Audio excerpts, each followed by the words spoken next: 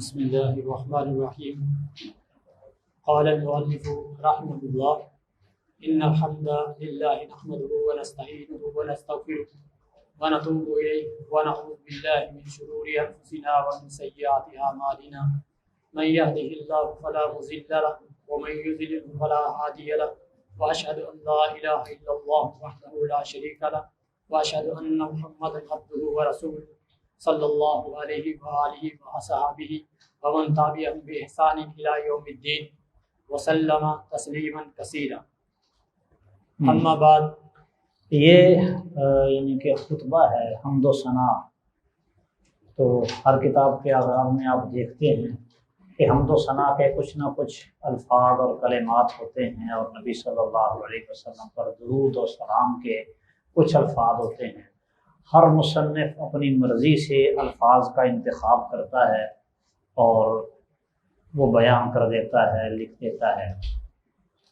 یہ جو ابتدا میں یعنی شہادتین تک جو لفظ ذکر ہوئے ہیں، یہ خطبہ حاجہ جس کو بولتے ہیں عام طور پر، یہ اس کے ہیں. آپ دیکھیں گے کہ محدثین نے اس خطبے کو نکاح کے باب میں ذکر کیا عام طور پہ. تو اس لیے خطبہ جمعہ دینے کے لیے ضروری نہیں ہے کہ آپ یہی نحمدہ و نستعینہ پڑھیں تو پھر ہی خطبہ ہوگا، اس کے بغیر بھی ہو جاتا ہے. یہ لازم اور ضروری نہیں ہے. ہاں ٹھیک ہے، جو نبی صلی اللہ علیہ وسلم نے الفاظ اختیار کیے ہیں وہ سب سے بہتر اور سب سے پائیدار ہیں. پھر اس کے بعد درود و سلام ہے، تو درود و سلام کے لیے بھی انہوں نے جو الفاظ استعمال کیے ہیں، اختیار کیے ہیں انتہائی اختصار کے ساتھ. اس کے علاوہ کوئی اور کلمات بھی آپ درود و سلام کے لیے اختیار کر سکتے ہیں، کیونکہ نبی کریم صلی اللہ علیہ وسلم کا نام ذکر ہوا ہے تو درود پڑھنے کا، سلام پڑھنے کا حکم ہے. اس حکم کی بجا آوری کرنی ہے. خطبہ جمعہ میں بھی بعض لوگ یہ سمجھتے ہیں کہ درود ابراہیمی نہ پڑھا جائے تو خطبہ ہی نہیں ہوا. جی تو درود ابراہیمی ضروری نہیں ہے. درود کے لیے کوئی سے بھی الفاظ آپ اختیار کر سکتے ہیں، اپنی طرف سے بھی اختیار کر سکتے ہیں، کوئی مذائقہ اور حرج نہیں ہے. شریعت نے اس کا پابند نہیں کیا کہ آپ نے لازمی ہی یہ الفاظ کہنے اور پڑھنے ہیں. ہاں نماز میں پڑھنے کے لیے درود کے الفاظ مختص کیے ہیں، وہ متعین ہے. کہا قولو اللہم صلی علی محمد، وہاں تعین کیا ہے کہ یہ الفاظ آپ نے لازمی پڑھنے ہیں. اس کے علاوہ آپ کوئی بھی اور الفاظ پڑھیں گے تو قولو کے حکم پہ عمل نہیں ہوگا. تو باقی مقامات پر صلو علیہ وسلموا تسلیما مطلق ہے کہ درود و سلام پڑھو، کوئی پابندی نہیں لگائی کہ یہ لفظ اختیار کرو اور یہ نہ اختیار کرو. جہاں پہ شریعت نے درود و سلام کے لیے الفاظ متعین کر دیے ہیں وہاں پہ متعین الفاظ پڑھنا لازم اور ضروری ہوگا، اور جہاں پہ متعین نہیں کیے وہاں پہ مجال مفتوح ہے. آپ اپنی مرضی سے الفاظ جوڑ کے بھی درود و سلام پڑھ سکتے ہیں، کہہ سکتے ہیں، اس میں کوئی مذائقہ اور حرج نہیں. اما بعد، فإن الله تعالى خلق الجن والإنس لعبادته كما قال تعالى: وما خلقت الجن والإنس إلا ليعبدون. ومن أجل هذه الحكمة العظيمة أودع فيهم العقول والإدراك وأرسل إليهم رسلا وبث فيهم النذر ليحققوا ما خلقوا له من العبادة، وهي تذلل لله عز وجل بالطاعة بامتثال أمره واجتناب نهيه، مقدمين أمره على كل أمر وحكمه على كل حكم. فإن ذلك حقيقة العبادة مقتضى الإيمان، كما قال تعالى: وما كان لمؤمن ولا مؤمنة إذا قضى الله ورسوله أمرا أن يكون لهم الخيرة من أمرهم ومن يعص الله ورسوله فقد ضل ضلالا مبينا.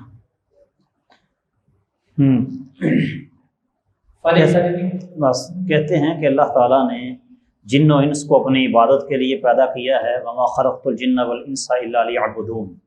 اور اسی عظیم حکمت کی وجہ سے، یعنی عبادت کی جو حکمت ہے اس کی خاطر ہی جن و انس میں اللہ سبحانہ و تعالیٰ نے عقل اور ادراک رکھی ہے اور رسولوں کو بھیجا، اور ڈرانے والے، نذر نذیر کی جمع ہے، ڈرانے والے یعنی علماء رسولوں کے، انبیاء کے علاوہ وہ بھیجے.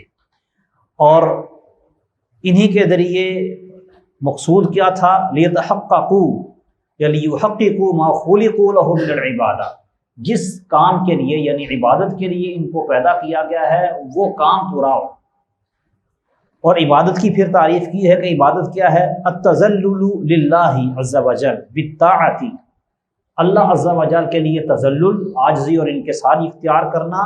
اللہ تعالیٰ کے لیے یہ انکساری کیسے ہوگی، تذلل کیسے ہوگا؟ دو طریقوں سے، ایک کہ اللہ تعالیٰ کے اوامر پر عمل پیرا ہوا جائے، اور دوسرا کہ اللہ تعالیٰ کی جو منہیات ہیں، اللہ نے جن چیزوں سے روکا ہے ان سے اجتناب کیا جائے۔ اور یہ کام کرتے ہوئے اللہ کے حکم پر کسی دوسرے کے حکم کو مقدم نہیں کرنا،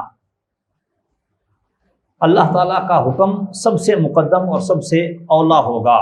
یہی عبادت کی حقیقت ہے اور یہی ایمان کا تقاضا ہے، جیسے کہ اللہ تعالیٰ نے فرمایا وما كان لمؤمن ولا مؤمنة اذا قضى الله ورسوله امرا ان يكون لهم الخيرة من امرهم، اللہ اور اس کا رسول جب کسی کام کا فیصلہ کر دے تو کسی مومن مومنہ کے لیے روا نہیں ہے کہ وہ اپنے معاملے میں کوئی اختیار رکھیں۔ جو فیصلہ اللہ کے رسول نے کر دیا ہے، اللہ نے کر دیا ہے، اس کو مان لینا یہ لازم اور ضروری ہو جاتا ہے۔ جو نافرمانی کرتا ہے فقد ضل ضلالا مبینا، وہ واضح طور پر گمراہ ہو جاتا ہے۔ دوسرے مقام پہ اللہ سبحانہ و تعالیٰ نے اسی چیز کو مزید وضاحت کے ساتھ بیان کیا ہے، فلا وربک لا یؤمنون، جس طرح کہ وہ آگے آیت آ رہی ہے۔ وَلَيْسَ لِلْمُؤْمِنِ خَيَارٌ فِي أَمْرٍ قَضَاهُ اللَّهُ وَرَسُولُهُ وَلَيْسَ أَمَامُ نَحْوُ إِلَّا تَسْلِيمًا تَامًا وَرِضًا وَلِذَلِكَ كَانَ سِوًى كَانَ ذَلِكَ مُوَافِقًا لِلْهَوَىٰ أَمْ مُخَالِفًا لِأَنَّ مَن لَّمْ يَرْضَىٰ بِحُكْمِ اللَّهِ وَرَسُولِهِ إِلَّا إِذَا وَافَقَ هَوَاهُ لَيْسَ بِمُؤْمِنٍ كما قال تعالى فلا وربك لا يؤمنون حتى يحكموك فيما شجر بينهم ثم لا يجدوا في أنفسهم حرجا مما قضيت ويسلموا تسليما قال تعالى ويقولون آمنا بالله ورسوله وأطعنا ثم يتولى فريق منهم من بعد ذلك وما أولئك بالمؤمنين وإذا دعوا إلى الله ورسوله ليحكم بينهم إذا فريق منهم معرضون إلى أن قال إنما كان قول المؤمنين إذا دعوا إلى الله ورسوله ليحكم بينهم أن يقولوا سمعنا وأطعنا وأولئك هم المفلحون ومن يطع الله ورسوله ويخشى الله ويتقيه وأولئك هم الفائزون۔ اب یہ دیکھیں کہ ایک تو ہے کہ اللہ اور اس کے رسول کی بات کو مان لینا، ماننے کے ساتھ ساتھ صرف مان لینا ہی کافی نہیں ہے، بلکہ تسلیم التام، مکمل طور پہ دل سے اس کو قبول کر لینا اور اس پر راضی ہونا، یعنی کہ کرہن اگر مان لیا، دل راضی نہیں، خوش نہیں اس پہ، تو یہ ایمان نہیں ہے۔ ایمان اور اسلام کیا ہے کہ اللہ اور اس کے رسول کا حکم بندہ مانے اور ماننے میں دلی خوشی محسوس کرے، یعنی کہ مجبور ہو کے کرہن ماننا یہ کوئی ماننا نہیں۔ تو جو اللہ اور اس کے رسول کے حکم پر راضی نہ ہو وہ مومن نہیں ہوتا۔ جب بات اپنے مقصد کی آئے، پسند کی ہو تو مان لی اور اس کو قبول کر لیا، اور جب بات اپنے خلاف ہوئی شریعت کی تو اس کو چھوڑ دیا، اس کو ایمان نہیں کہتے۔ ایمان کیا ہے، اسلام کیا ہے کہ مکمل طور پہ اللہ اور اس کے رسول کی بات کو ماننا، چاہے وہ ہماری خواہشات کے موافق ہو چاہے مخالف ہو۔ فلا وربک لا یؤمنون حتی یحکموک فیما شجر بینہم ثم لا یجدوا فی انفسہم حرجا مما قضیت، دل میں کسی قسم کی تنگی اور گھٹن محسوس نہ کریں، بلکہ یسلموا تسلیما، اس کو دل و جان سے مان لیں، تسلیم کر لیں۔ پھر فرمایا وَيَقُولُونَ آمَنَّا بِاللَّهِ وَبِالرَّسُولِ وَأَطَعْنَا، دعویٰ کرتے ہیں ایمان اور اطاعت کا، ثُمَّ يَتَوَلَّىٰ فَرِيقٌ مِّنْهُمْ بَعْدَ ذَلِكَ، لیکن دعویٰ کر کے جب باری آتی ہے تو پھر اعراض کر لیتے ہیں، منہ پھیر لیتے ہیں۔ وَمَا أُولَٰئِكَ بِالْمُؤْمِنِينَ، یہ لوگ مومن نہیں ہیں۔ وَإِذَا دُعُوا إِلَى اللَّهِ وَرَسُولِهِ لِيَحْكُمَ بَيْنَهُمْ إِذَا فَرِيقٌ مِّنْهُمْ مُعْرِضُونَ، اللہ اور اس کے رسول کے فیصلے سے اعراض کر لیتے ہیں یہ لوگ، یہ ایمان والے نہیں ہیں۔ انما کان قول المؤمنین اذا دعوا الی اللہ ورسولہ لیحکم بینہم ان یقولوا سمعنا واطعنا، مومنوں کو یہی کرنا چاہیے، بات سنیں اور یہ نہ کہیں کہ ہم مان لیں گے۔ سمعنا سن لی ہے بات، واطعنا اور مان لی ہے۔ ٹھیک ہے آپ نے بات کر دی، ہم سوچیں گے، غور کریں گے، سمجھ آ گئی تو مانیں گے، یہ ایمان نہیں۔ اللہ اور اس کے رسول کی بات کو ماننا کیا ہے؟ سنیں، فوراً سر تسلیم خم کر دیں، فوراً مان جائیں۔ وَمَنْ أَضَلُّ مِمَّنِ اتَّبَعَ هَوَاهُ بِغَيْرِ هُدًى مِّنَ اللَّهِ، اپنی خواہشوں کے پیچھے چلتا رہتا ہے اور اس کے پاس کوئی دلیل بھی نہیں ہے، اس سے بڑا گمراہ اور کوئی نہیں ہو سکتا۔ تو دوسری جگہ پہ اللہ نے فرمایا ہے کہ ان کی حالت لوگوں کی کیا ہے؟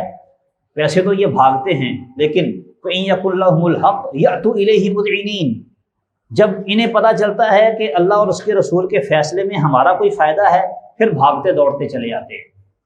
تو ایسا کام نہیں ہونا چاہیے۔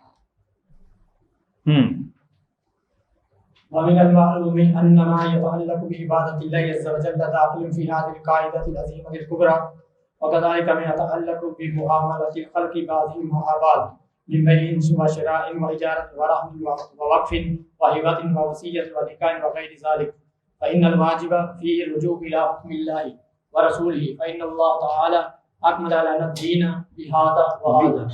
ہاں جی، اللہ سبحانہ و تعالیٰ نے یہ خبر دی ہے کہ خواہشات کی پیروی کرنا یہ گمراہیوں میں سے سب سے بڑی گمراہی ہے۔ فرمایا ہے فَإِن لَّمْ يَسْتَجِيبُوا لَكَ فَاعْلَمْ أَنَّمَا يَتَّبِعُونَ أَهْوَاءَهُمْ، اگر وہ آپ کی بات کو قبول نہیں کرتے تو جان لیجئے کہ یہ اپنی خواہش کی پیروی کرتے ہیں، خواہش پرست ہیں۔ وَمَنْ أَضَلُّ مِمَّنِ اتَّبَعَ هَوَاهُ بِغَيْرِ هُدًى مِّنَ اللَّهِ إِنَّ اللَّهَ لَا يَهْدِي الْقَوْمَ الظَّالِمِينَ۔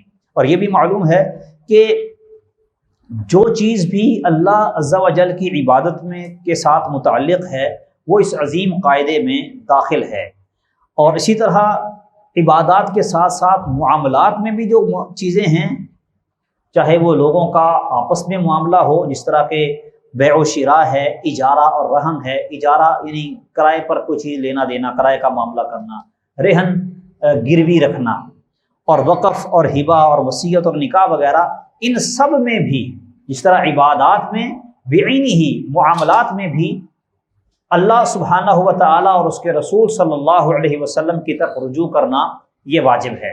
اللہ تعالیٰ نے ہمارے لیے دین کو مکمل کیا ہے بہذا وہذا، عبادات میں بھی اور معاملات میں بھی۔ یہ نہیں کہ عبادات تو ساری سکھا دی ہیں اور معاملات میں رہنمائی نہیں کی، ایسی بات نہیں۔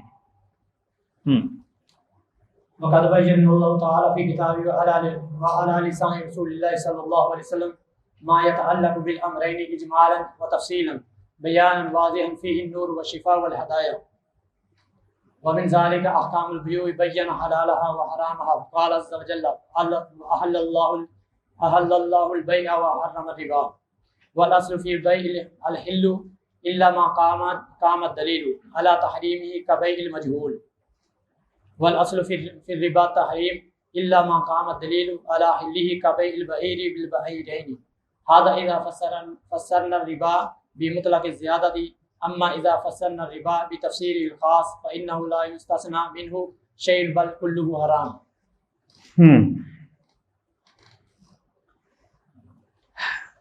اللہ سبحانہ و تعالیٰ نے اپنی کتاب میں اور نبی صلی اللہ علیہ وسلم کی زبانی ہمیں وہ سب کچھ بتا دیا ہے جو دونوں معاملات کے متعلق ہے، اجمالی طور پر بھی بیان کیا ہے اور تفصیل کے ساتھ بھی بیان کیا ہے، اور بڑا واضح بیان ہے، اس میں نور اور شفا اور ہدایت ہے۔ شفا یعنی لما فی الصدور، اور اسی میں سے بیوع کے حکام بھی ہیں، اللہ نے اس کا حلال حرام شریعت نے واضح کیا ہے۔ اللہ تعالیٰ نے فرمایا ہے احل اللہ البیع وحرم الربا، تو اصل بیع میں حلت ہے، اللہ کہ جس بیع کے حرام ہونے پر دلیل آئے گی وہ بیع حرام ہوگی، کیونکہ کہا ہے احل اللہ البیع، بیع جو بھی ہے اللہ نے حلال قرار دی ہے، ہاں اس کے حرام ہونے پر دلیل ہوگی تو حرام ہوگی۔ اس طرح کہ مجہول چیز کی بیع شریعت نے بیع مجہول سے منع کیا ہے، اور بھی آپ کتاب البیوع میں پڑھتے ہیں کئی ایک انواع و اقسام کی بیوع ہیں، شریعت نے ان سے منع کیا ہے، وہ ساری کی ساری دلیل کے ساتھ منع ہوگی۔ کسی بے کی حرمت پر اگر دلیل نہیں ہے تو وہ بے حلال اور جائز ہوگی۔ ہاں آپ نے یہ ٹٹولنا اور تلاش کرنا ہے کہ یہ بے حلال ہے یا حرام، یعنی کہ شریعت کے منع کردہ جو اقسام و انواع ہیں بیوع کی ان میں سے تو نہیں ہے، یہ آپ کو تلاش کرنا ہے۔ والاصل فی الربا التحریم، ربا کا معاملہ الٹ ہے، ربا حرام ہے، مطلق طور پر حرام ہے، جو چیز بھی ربا ہوگی وہ حرام ہے، کسی بھی قسم کا سود ہو وہ حرام قرار پائے گا، الا ما قام الدلیل علی حلہ، الا کہ کسی سود کو شریعت حلال قرار دے دے، کبیع البعیر بالبعیر۔ اصل میں انہوں نے جس حدیث پر اعتماد کیا ہے کہ نبی صلی اللہ علیہ وسلم نے ایک اونٹ کے بدلے 2 کا سودا کیا، تو وہ روایت کمزور ہے۔ بہرحال انہوں نے اس کو صحیح مان کے بیع البعیر بالبعیرین کی بات ذکر کر دی ہے، اس کو شریعت نے مستثنا قرار دیا۔ مفرد تسلیم صحت، اگر وہ روایت صحیح ثابت ہو تو ہم یہی کہہ سکیں گے کہ ربا حرام ہے، لیکن بیع البعیر بالبعیر، بیع الحیوان بالحیوان جو ہے یہ تفاضلاً یہ مستثنا ہے، کیونکہ اصل قاعدہ کیا ہے؟ وحرم الربا، بیع اصل میں حلال اور ربا اصل میں حرام ہے۔ یہ اس وقت ہے اذا فسرنا الربا بمطلق الزیادہ، اگر ہم مطلق اضافے کو سود کا نام دیں تو پھر یہ کہہ سکتے ہیں، وگرنہ ربا کی جو خاص تفسیر ہے تو اس سے کچھ بھی مستثنا نہیں ہے بلکہ سارے کا سارا ربا حرام ہے۔ اچھا، یہاں پہ انہوں نے لفظ بولا ہے اما اذا فسرنا الربا بتفسیرہ الخاص، یہ نہیں کہا اما اذا عرفنا الربا بتعریفہ الخاص۔ یہ ایک اہم بات ہے، اس کو پلے باندھ لیں کہ ربا کی تفسیر ہو سکتی ہے، وضاحت ہو سکتی ہے کہ کیا کیا چیز ربا ہے، یہ ممکن ہے، شریعت نے کی ہے، ربا کی اقسام بیان کی ہیں، بتایا کہ یہ بھی ربا ہے، یہ بھی ربا ہے، یہ بھی ربا ہے، لیکن شرع نے ربا کی تعریف نہیں کی، سود کی تعریف شریعت نے نہیں کی، اور اس کی تعریف کرنی بھی نہیں چاہیے۔ آپ میں سے منطق کس کس نے پڑھی ہوئی ہے؟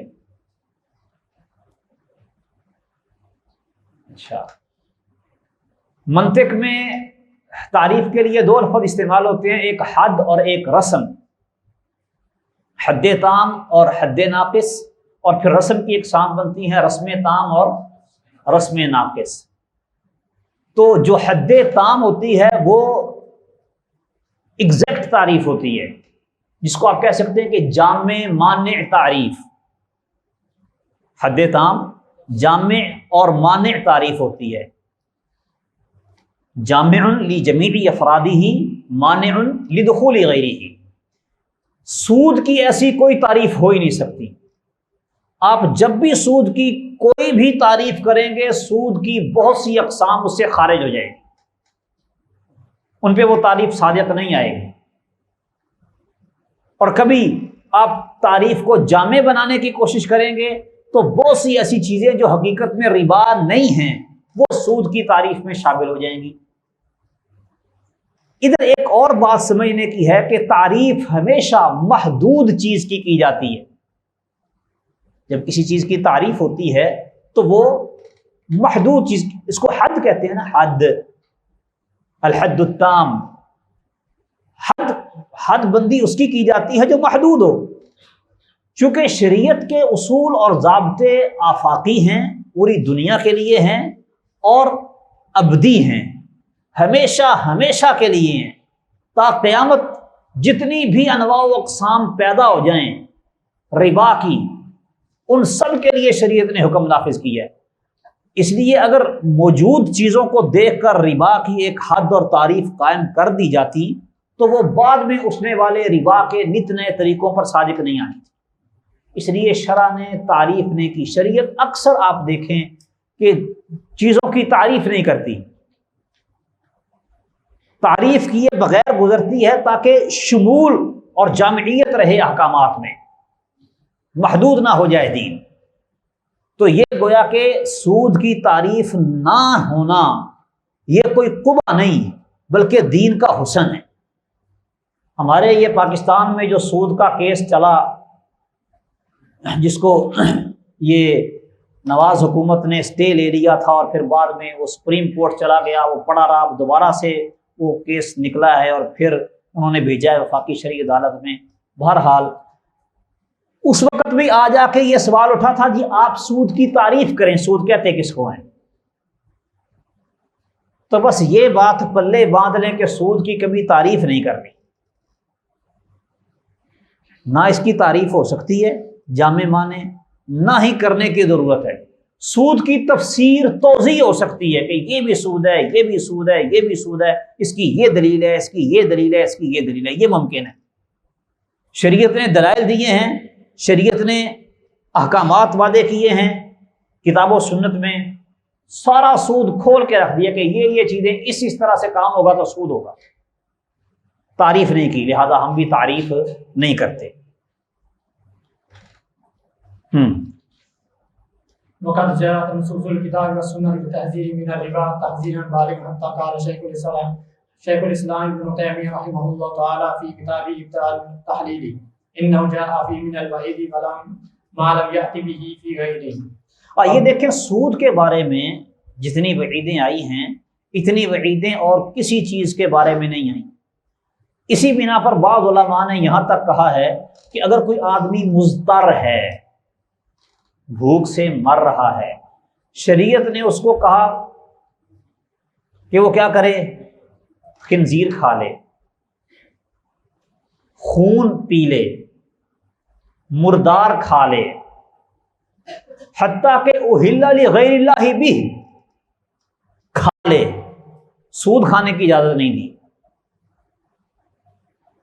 یعنی یہ اہل لغیر اللہ بھی سے بھی زیادہ مضر ہے، اس کے دینی اور معاشرتی دونوں طور پہ نقصانات بہت زیادہ ہیں، اور اس قدر وعیدیں جتنی سود کے بارے میں ہیں اور کسی چیز کے بارے میں نہیں۔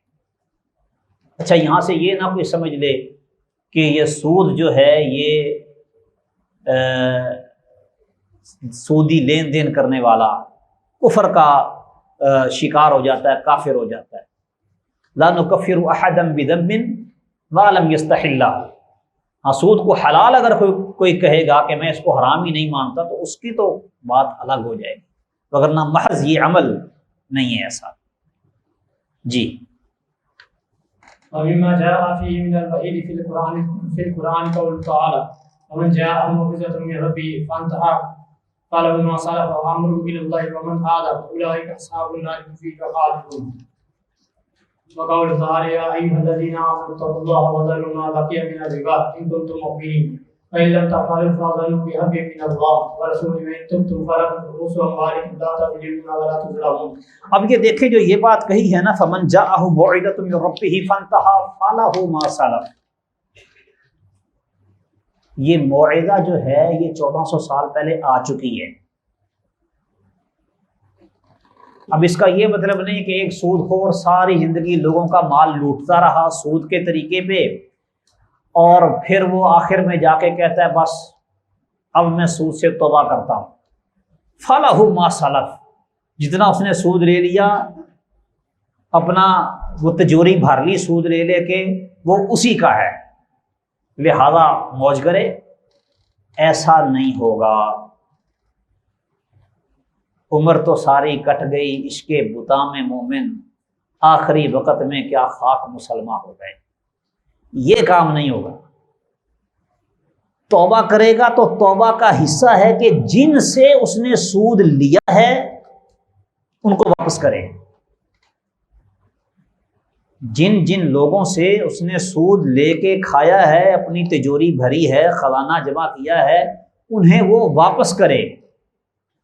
یہ فلاح ما سلف اس وقت تھا جب اس کی حرمت کے احکام نہیں تھے، جب اللہ تعالیٰ نے یہ حکم نازل کر دیا اس کے بعد بھی اگر کوئی سود لیتا ہے تو بعد میں سود لینے والا وہ سود واپس کرے گا جو اس نے لیا ہے۔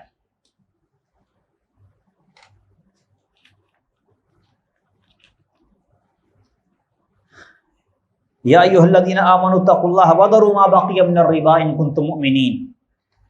ما بقی من الربا یعنی کہ جو سود تمہارا لوگوں کے ذمے باقی ہے چھوڑ دو اس کو. اب مزید سود وصول نہیں کرنا. ہاں راس المال آپ لے سکتے ہیں، اس میں کوئی حرج نہیں، وہ آپ کا اپنا مال ہے. فَإِن لَّمْ تَفْعَلُوا فَأْذَنُوا بِحَرْبٍ مِّنَ اللَّهِ وَرَسُولِهِ. اگر ایسا نہیں کرو گے تو اللہ اور اس کے رسول کی طرف سے اعلان جنگ سن لو. فَأْذَنُوا تو اعلان جنگ سن لو اللہ اور اس کے رسول کی طرف سے. اور اگر تم توبہ کر لو فَلَكُمْ رُءُوسُ أَمْوَالِكُمْ لَا تَظْلِمُونَ وَلَا تُظْلَمُونَ. اب یہاں پر بھی کہا ہے ان تم فَلَكُمْ رُءُوسُ أَمْوَالِكُمْ. توبہ کرو گے تو تمہارے لیے تمہارا راس المال ہے. راس المال کے علاوہ جو تم نے سود کمایا وہ تمہارا نہیں ہے. جی. ومما جاء فيه من الوعيد في السنة ما رواه البخاري في صحيحه عن سمرة بن جندب رضي الله تعالى عنه أن النبي صلى الله عليه وسلم رأى في منامه رؤيا الأنبياء وحي نهرا من دم فيه رجل قائم وعلى شط النهر رجل بين يديه حجارة فأقبل الرجل الذي فيه النهر فإذا أراد أن يخرج رماه الرجل الذي على شط النهر بحجر في فمه فرده حيث كان فجعل كلما جاء ليخرج رماه الذي على شط النهر بحجر فيرجف كما كان. فسأل النبي صلى الله عليه وسلم عن هذا الرجل الذي في نهر الدم فقيل آكل الربا. یہ مشہور روایت ہے. اچھا بعض لوگ اس کو حصہ بنا دیتے ہیں معراج کا، جبکہ یہ دونوں الگ الگ واقعات ہیں. معراج کا واقعہ الگ ہے اور یہ نیند میں آپ نے خواب دیکھا، خواب میں یہ سارا کچھ دیکھا، آپ کو دکھایا گیا کہ ایک آدمی وہ دریا کے اندر ہے نہر میں اور دوسرا کنارے پر ہے، وہ اس باہر نکلنے کی کوشش کرتا ہے تو باہر والا اس کو پتھر مارتا ہے اور پھر وہ دوبارہ وہاں کا وہاں واپس چلا جاتا ہے. یہ کون تھا؟ آکل الربا، سود کھانے والا تھا. ہاں جی. جو گورنمنٹ جاب کرتے ہیں اس کے بعد جب بندہ ایکسپائر ہو جاتا ہے اس کی آخری ڈیٹ ختم ہو جاتی ہے. اچھا یہ بات بعد میں کریں گے، ابھی اس کی باری نہیں آئی، یہ انشاءاللہ بعد میں. اس کو آپ لکھ لیں اپنے پاس، پھر بعد میں پوچھ لیجیے گا. کتاب کے متعلق کوئی بات ہے تو فی الحال وہ کرتے ہیں، باقی انشاءاللہ بعد میں ساری چیزیں کھولیں گے. جی. وروى مسلم في صحيحه عن جابر بن عبد الله رضي الله تعالى عنهما أن النبي صلى الله عليه وسلم لعن آكل الربا وموكله وكاتبه وشاهديه وقال هم سواء. یہ سود کھانے والا، کھلانے والا، لکھنے والا اور اس پر دو جو گواہ ہیں یہ سب کے سب برابر ہیں، سب پر لعنت ہے. وہ آپ نے شاید سنا ہو پچھلے دنوں میں غامدی صاحب نے ایک شوشہ چھوڑا تھا کہ سود کھانا تو منع ہے، سود دینا کدھر منع ہے. سود دینے والا تو بیچارہ مجبور ہوتا ہے، وہ تو اپنی ضرورت پوری کرنے کے لیے سودی قرضہ لیتا ہے، وہ تو مضطر اور مجبور ہے. تو یہ حدیث واضح نص ہے کہ کھانے والا بھی اور کھلانے والا بھی، سود لینے والا بھی اور دینے والا بھی، صرف لینے دینے والا نہیں، سودی معاہدے کو تحریر کرنے والا اور اس معاہدے پر گواہ بننے والے، یہ سب برابر ہیں.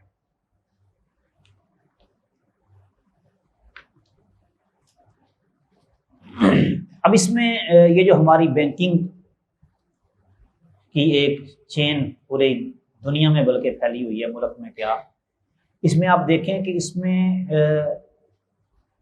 سود لینے والے بھی ہوتے ہیں، دینے والے بھی ہوتے ہیں، لکھنے والے بھی ہوتے ہیں، لوگوں کو اس کی ترغیب دینے والے بھی ہوتے ہیں. لیکن کچھ لوگ ایسے ہوتے ہیں جن کا سود کے ساتھ کوئی لین دین نہیں ہوتا. مثال کے طور پہ بینک پہ محافظ کھڑا ہوا ہے، گارڈ، ٹھیک ہے، یا انہوں نے کوئی بڑی برانچ ہے تو کچھ لان باغیچہ وغیرہ مثال کے طور پر بنایا ہوا ہے، اس کے لیے مالی رکھا ہوا ہے. ان لوگوں کا سود کے ساتھ کوئی تعلق نہیں ہے. ہاں آپ زیادہ سے زیادہ ولا تعاونوا علی الاثم والعدوان کے تحت لا سکتے ہیں کہ یہ نہ کریں، لیکن ان کو ان کے برابر قرار دینا یہ درست نہیں ہے۔ عموماً بے احتیاطی کرتے ہوئے وہ کیا کر دیتے ہیں کہ بینک کے جتنے بھی ملازمین ہیں A to Z سارے، وہ جو ملازموں کے لیے بیچارہ چائے پانی لے کے آتا ہے باہر سے، اس کو بھی بیچ میں رگڑ دیتے ہیں۔ تو بھائی نہ وہ سود کھانے والا ہے، نہ وہ سود کھلانے والا ہے، نہ وہ سود پہ گواہ بننے والا ہے، نہ وہ سود کو لکھنے والا ہے، وہ تو ان کا خادم ہے۔ یوں سمجھ لینا کہ ایک آدمی سود خور ہے، اب اس کے گھر کا جو ملازم ہے یا اس کا جو ڈرائیور ہے، اس کا کیا تعلق ہے اس کے سود کے ساتھ؟ وہ تو اجیر ہے، مزدور ہے، اپنی مزدوری لے رہا ہے۔ زیادہ سے زیادہ آپ یہ کہہ سکتے ہیں کہ یہ لوگ سودی لین دین کرنے والوں کے لیے متعاونین ہیں، ایک دوسرے کا تعاون کرنے والے ہیں، تو لہذا ولا تعاونوا علی الاثم والعدوان، اس کیٹیگری میں لا کے آپ اس کو مجرم قرار دے لیں، لیکن سودی کے برابر نہیں، دونوں میں فرق ہے۔ چلیں جی۔ وقد بين النبي صلى الله عليه وسلم أين يكون الربا كيف يكون، فرواه مسلم في صحيحه عن عبادة بن صامت رضي الله تعالى عنه قال قال رسول الله صلى الله عليه وسلم الذهب بالذهب والفضة بالفضة والبر بالبر والشعير بالشعير والتمر بالتمر والملح بالملح مثلا بمثل سواء بسواء يدا بيد، فإذا اختلفت هذه الأصناف فبيعوا كيف شئتم إذا كان يدا بيد۔ پڑھیں آپ۔ وروى مسلم عن علي بن سعيد الخدري رضي الله تعالى عنه عن النبي صلى الله عليه وسلم دون قوله فإذا اختلفت لكنه زاد فيه فمن زاد أو استزداد فقد أقبل آخذا والتي فيه سواء۔ اچھا، اس میں نبی صلی اللہ علیہ وسلم نے بیان کیا کہ سود کیسے کیسے کہاں کہاں ہو سکتا ہے۔ الذهب بالذهب والفضة بالفضة، سونے کے بدلے سونا، چاندی کے بدلے چاندی، والبر بالبر، گندم کے بدلے گندم، جو کے بدلے جو، کھجور کے بدلے کھجور، نمک کے بدلے نمک، یہ برابر برابر ہو اور یدم بھی یدن ہو، نقد و نقد، پھر تو ٹھیک ہے۔ اگر برابر برابر اور نقد و نقد نہیں ہوگا تو پھر کیا ہے؟ یہ سود ہے۔ ہاں، جب یہ اصناف مختلف ہو جائیں، فَبِيعُوا كَيْفَ شِئْتُمْ، یعنی کہ نمک کے بدلے پیاز ہو گئے، آلو کے بدلے ٹماٹر ہو گئے، اجناس مختلف ہو گئی نا، اصناف بدل گئی، فَبِيعُوا كَيْفَ شِئْتُمْ، لیکن اس میں بھی شرط کیا ہے؟ اِذَا كَانَ يَدًا بِيَدٍ، نقد و نقد ہونا ضروری ہے۔ سونا سونے کے بدلے جو ہوگا تو وہ کیا ہوگا؟ برابر برابر، اور نقد و نقد دونوں شرطیں ہیں۔ چاندی چاندی کے بدلے برابر برابر بھی اور نقد و نقد بھی۔ لیکن سونے اور چاندی کا آپس میں تبادلہ کریں گے تو ایک چیز کم ایک چیز زیادہ، تفاضل جائز ہو جائے گا، لیکن اس میں بھی شرط کیا ہے؟ یدم بھی یدن، اسی مجلس میں اس کو اپنے قبضے میں لیں، ادھار نہیں اس میں۔ یہ جو ہے فمن زادہ او استزادہ فقد اربا، جس نے زیادہ دیا یا زیادہ طلب کیا تو اس نے سودی لین دین کیا۔ الآخذ والمعطی فیہ سواء، اس میں لینے والا دینے والا دونوں برابر ہیں۔ یہ جو جملہ ہے نا فمن زادہ او استزادہ فقد اربا، اس کو آپ نے ذہن میں رکھنا ہے، یہ تھوڑی دیر بعد آپ کے کام آئے گا۔ چلیں، فهذه الأصناف ستة: الذهب والفضة والبر والشعير والتمر والملح هي محل الربا. ومن أهل العلم من اقتصر عليها وقال ليس في غيرها ربا، ولكن جمهور العلماء ألحقوا بها ما يساويها في قلة مقتضية للربا على اختلاف بينهم في تخريج تلك العلة۔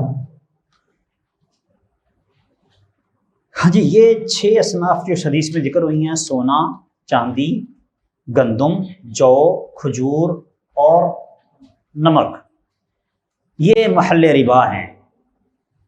تو بعض اہل علم تو کہتے ہیں کہ سود انہی چیزوں میں ہوتا ہے، باقی چیزوں میں نہیں، اور بعض کہتے ہیں کہ نہیں، جمہور کا موقف یہ ہے کہ صرف یہی 6 اصناف نہیں بلکہ دیگر چیزوں میں بھی سود ہوتا ہے، اور اس کے لیے وہ کوئی نہ کوئی علت تلاش کرتے ہیں، علت کہ اس میں یہ علت چونکہ پائی جاتی ہے لہذا ان کو بھی اس کے ساتھ ملحق کیا جائے گا۔ اب وہ علت کیا ہے؟ وہ علت مختلف لوگ اپنے اپنے طور پہ مختلف علت نکالتے ہیں۔ اس کو یعنی کہ اگر آپ یہ کریں کہ علت، چونکہ انہوں نے الگ الگ علتیں نکالی ہوئی ہیں ہر ایک نے دوسری چیزوں کو ساتھ جوڑنے کے لیے، تو اس علت نکالنے والے اگر کھیڑے میں نہ پڑیں تو بھی کام ہو جاتا ہے۔ وہ یہ کہ نبی صلی اللہ علیہ وسلم نے بطور مثال چند چیزوں کا نام ذکر کیا ہے کہ جو اس طرح کرے گا فقد اربا۔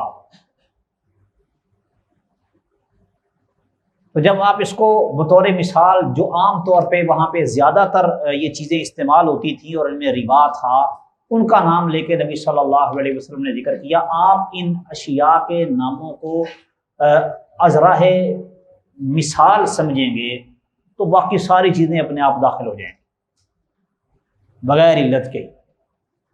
بہرحال علت وہ آگے ایک دو علتیں ذکر کریں گے، یہ اس کو ہم بھی دیکھیں گے۔ چلیں۔ وقد بين النبي صلى الله عليه وسلم كيف يكون الربا في هذه الأصناف، فأوضح أن التبايع فيه يكون على وجهين.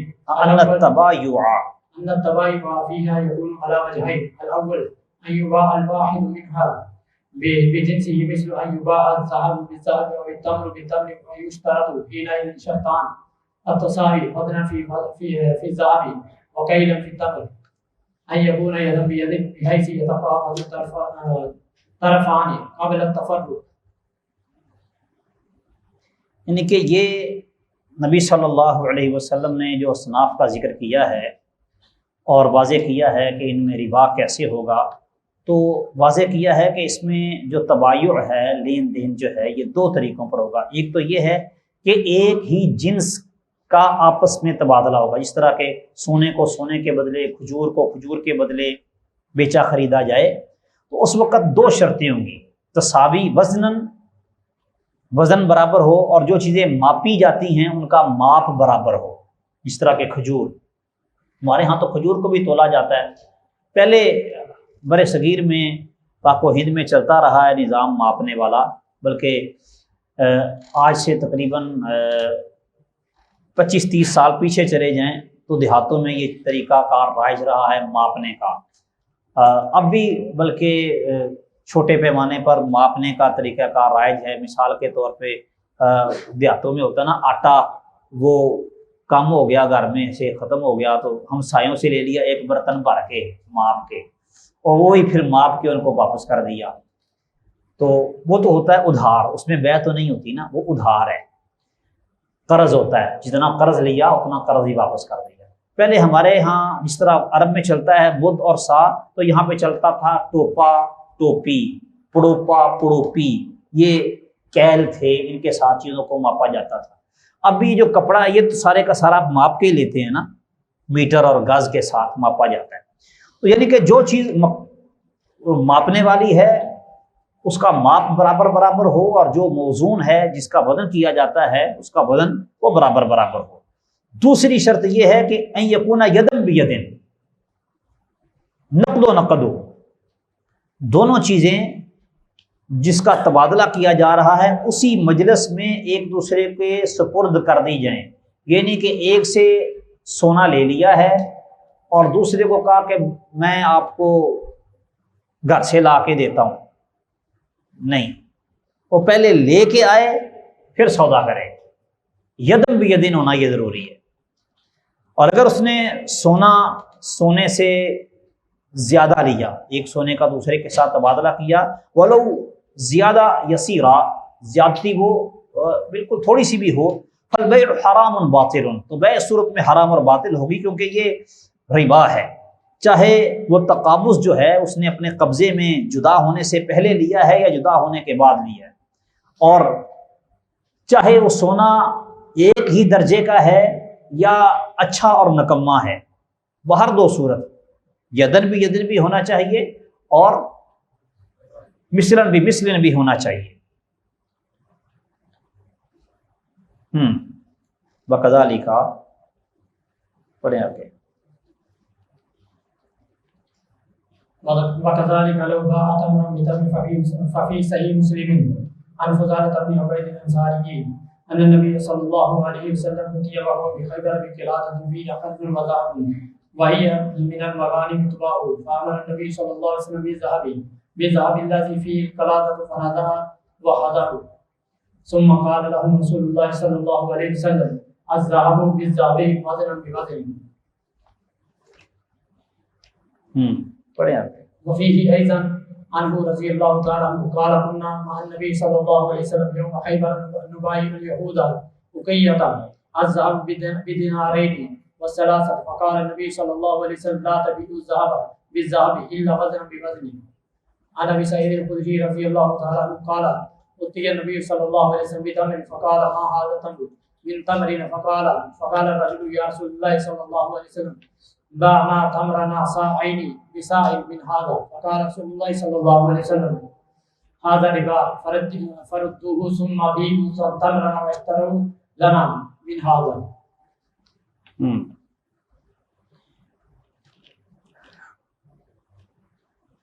فضالہ بن عبید رضی اللہ تعالیٰ عنہ کی روایت ذکر کی ہے کہ نبی صلی اللہ علیہ وسلم کے پاس خیبر میں ایک ہار لے کے آیا گیا جس میں کچھ سونا اور کچھ مڑکے وغیرہ تھے. یہ غنیمت کا مال تھا، اس کو بیچا جا رہا تھا. تو نبی صلی اللہ علیہ وسلم نے فرمایا اس کو کھولو، سونا الگ کرو اور جو اس کے دیگر نگ وغیرہ ہیں وہ الگ کر دو. تو اور کہا کہ سونے کے بدلے ہم وزن بیچا جائے. ظاہری بات ہے اس میں ایک سونے میں اگر کوئی چیز نگ وغیرہ لگے ہوئے ہیں تو اس کا وزن تو نہیں معلوم ہو سکے گا جب تک وہ خالص سونا نہ ہو. اسی طرح دوسری کہ ہم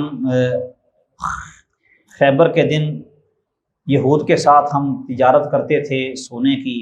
ایک اوقیہ جو ہے وہ 1-2 یعنی کہ دینار کے بدلے. تو نبی صلی اللہ علیہ وسلم نے منع کر دیا کہ نہیں، سونے کے بدلے ہم وزن ہوگا تو پھر بیع جائز ہوگی وگرنہ نہیں.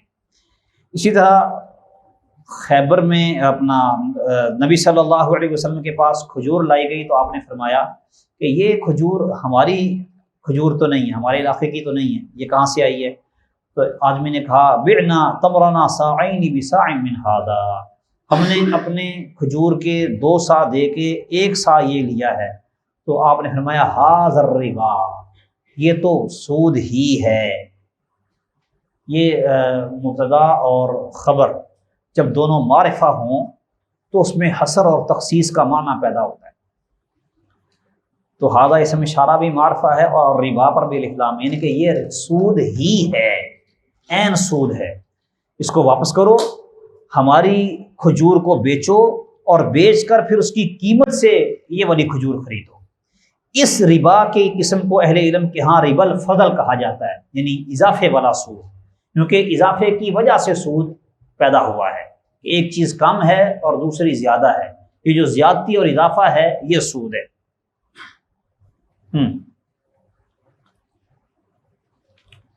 چلو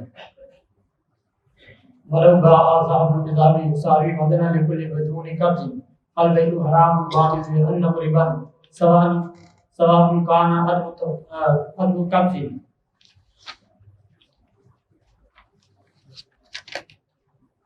من المتبايعين جميعا أم من أحدهما.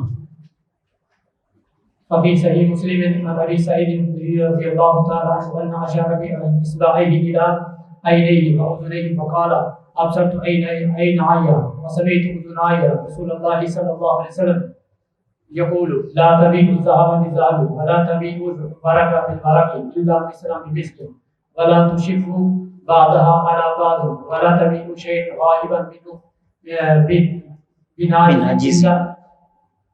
إلا يدا بيد. وفي صحيح البخاري فتح الباري عن مالك بن أوس أنه توسع فرحا ب100 دينار قال فدعاني طلحة بن عبيد الله فترى وزنا حتى استلف مني فأخذ الذهب يقلبها بيده ثم قال حتى خازني من الغابة وعمر يسمع ذلك فقال والله لا تفارقه حتى تأخذ منه. قال رسول الله صلى الله عليه وسلم الذهب بالورق ربا إلا هان والشعير بالشعير ربا إلا هان والتمر بالتمر ربا إلا هان. ورواه مسلم بلفظ فقال عمر بن الخطاب رضي الله تعالى عنهما كلا والله لا تؤتينه ورقه أو لا تردن إليه ذهبه وزاد والبر بالبر ربا إلا هان. ہاں جی، اگر وہ سونا بیچتا ہے جو سونے کے ساتھ وزن میں تو برابر ہے لیکن قبضہ اسی وقت نہیں، کچھ دیر بعد، تو پھر بھی بے حرام اور باطل ہوگی، کیونکہ یہ بھی ربا ہے. خواہ وہ عدم قبض جو ہے دونوں سودا کرنے والوں سے ہو یا کسی ایک کی طرف سے، یعنی کہ دو بندے ہیں سونے کے بدلے سونے کی بیع کر رہے ہیں اور برابر برابر ہے، ایک تولہ سونا ادھر سے دے رہا ہے بندہ، دوسری طرف سے بھی بندہ ایک تولہ سونا ہی دے رہا ہے. اب ضروری ہے کہ اسی مجلس میں، جس مجلس میں بیع ہوئی ہے اسی مجلس میں دونوں ایک دوسرے کو اپنا اپنا سونا دے دیں. اگر ایک دے دیتا ہے دوسرا نہیں دیتا پھر بھی وہ سود ہوگا، اور اگر دونوں ہی صرف بات ہی کر لیتے ہیں، سودا طے کر لیتے ہیں، ادائیگی دونوں میں سے کوئی بھی نہیں کر رہا، پھر بھی سود ہوگا. تقابض چاہے ایک طرف سے نہ ہو یا دونوں طرف سے نہ ہو، وہ سود ہی ہوگا. صحیح مسلم میں وہ سعید خدری رضی اللہ تعالیٰ عنہ کی روایت ہے، انہوں نے اپنی انگلیوں کے ساتھ اپنی آنکھوں کی طرف اشارہ کیا اور کانوں کی طرف کہا کہ میری آنکھوں نے دیکھا اور میرے کانوں نے سنا نبی صلی اللہ علیہ وسلم کو یہ فرماتے ہوئے کہ سونے کو سونے کے بدلے اور نہ بیچو، اور چاندی کو چاندی کے بدلے نہ بیچو، الا مثل بمثل، برابر برابر ہو. ولا تشفوا بعدها على بعض، اور اس کو ایک دوسرے پر فضیلت فوقیت نہ دو کہ یہ اچھی ہے یہ ہلکی ہے لہذا ہم کمی زیادتی کریں، یہ کام نہیں ہوگا. اور نہ ہی غیر موجود چیز کو موجود چیز کے بدلے بیچو، الا یدن بیدن، نقد و نقد سودا ہوگا تو ٹھیک ہے وگرنہ نہیں. صحیح بخاری میں مالک بن اوس کی روایت ہے کہ انہوں نے 100 دینار کا چینج لیا، صرف چینج، پیسے کھلوانے کے لیے. طلحہ بن عبید نے مجھ کو بلایا تو تلاش کر رہے تھے کہ مجھے پیسے کھلے کر دے. طلحہ بن عبید کو بلایا، ہم راضی ہو گئے، ریٹ ہمارا آپس میں طے ہو گیا. انہوں نے میرے سے سونا لے لیا، اپنے ہاتھ میں لے کے اس کو الٹ پلٹ کرنے لگے، اور پھر کہا ٹھیک ہے میں آپ کو اس کے بدلے درہم دیتا ہوں، لیکن میرا وہ خزانچی جو ہے وہ باہر گیا ہوا ہے، ذرا آ جائے. غابہ کہتے ہیں نا وہ کھچار کو، یعنی کہ جہاں درخت وغیرہ ہوتے ہیں، اسی سے نا اسد الغابہ، کھچاروں کے شیر. مراد یہ ہے کہ وہ کہیں وہ فصلوں وغیرہ میں کام کے لیے گیا ہوا ہے، وہ آئے گا تو پھر آ کے میرا خادم آپ کو ادائیگی کر دے گا. عمر رضی اللہ تعالیٰ عنہ یہ سن رہے تھے، انہوں نے کہا نہیں، آپ اس کو چھوڑیں گے نہیں، اس کے ساتھ ہی رہیں گے حتیٰ کہ اس سے یہ لے لیں. اور پھر حدیث سنائی کہ نبی صلی اللہ علیہ وسلم نے فرمایا ہے الذهب بالورق ربا الا ها، سونے کے بدلے چاندی کی تجارت ربا ہے، الا کہ وہ نقد و نقد ہو، برابر برابر ہو. اور شعیر کے بدلے سود ہے، الا کہ ہا و ہا، وہ بھی مثلاً بمثل ہو، نقد و نقد ہو. اور تمر کے بدلے ربا ہے، الا ہا و ہا، الا کہ وہ برابر ہو.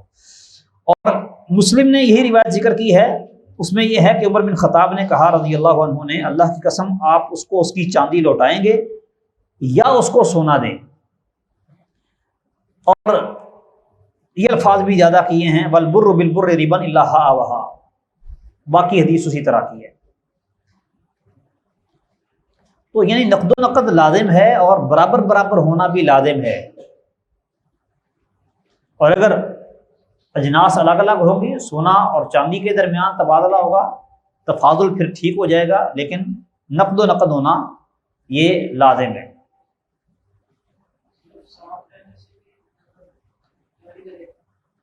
ہاں وہ تو یعنی کہ بائع مشتری ایک دوسرے سے جدا نہ ہوں، جب جدا ہو جائیں گے تو بیع واجب ہو جائے گی. البیعان بالخیار ما لم یفترقا، جب تک جدا جدا نہیں ہوتے اختیار باقی رہتا ہے، اور جب وہ جدا ہو جاتے ہیں تو بے واجب ہو جاتی ہے۔ تو بے کے واجب کرنے کے لیے ضروری ہے کہ پہلے یہ عمل پورا ہو جائے۔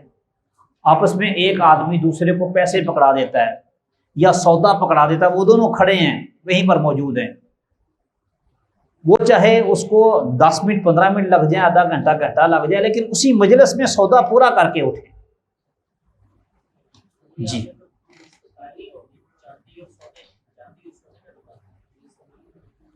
تو نقد تو ضروری ہے نا، تفاضل ٹھیک ہے لیکن نقد ہونا ضروری ہے۔ سونے اور چاندی کا تبادلہ ہو رہا ہے نا آپس میں، ایک طرف چاندی ایک طرف سونا ہے، تو وہ کہہ رہے ہیں کہ دونوں اسی مجلس میں ادائیگی کریں۔ یہ نہیں کہ سونے والا سونا اب دے دے اور چاندی والا چاندی بعد میں دے، ایسا نہیں کرنا، اسی مجلس میں نقد و نقد ادائیگی ہو۔ صرف کا مطلب ہوتا ہے تبادلہ، چینج، تبدیلی کرنا، سونے کو چاندی کے ساتھ بدلنا، چاندی کو سونے کے ساتھ بدلنا، یا بڑی کرنسی کو چھوٹی کرنسی کے ساتھ بدلنا۔ جس طرح 5000 کا نوٹ آپ کھلواتے ہیں 1000 کا، یہ چینج ہے، اس کو صرف کہتے ہیں۔ چلیں جی،